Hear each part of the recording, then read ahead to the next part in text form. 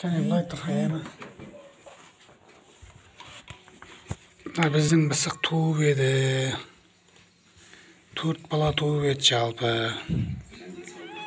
2 өліп қалды. Енді 2 бар. Міне. Екіншісі міне бір ала бір қара мысығы бар. Мысық емізбейді енді. Тамақ та жемейді. Мысық ауырып жүр ма? Туғаннан кейін ауырып қалды мысық. Шай тамақ ішпейді. 10 шақты күн болды. Осыған не ем айтасыңдар? Қандай ақыл кеңес айтасыңдар? Мына балдарына мынадай сприспен кәдімгі магазиннен сүтін беріп отырмыз. Мына жылы жерге бағып жатырмыз. Мына пештің қасына.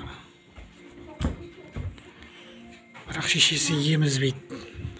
Бұлай осылай жатқызып қойсаң жатады да, қасына адам кетіп қалса тұрып кетіп қалады. Енді осы мына 2 баласына обал болып тұр. Қалай аман сақтап қалуға болады? Қандай ақыл кеңес айтасыңдар?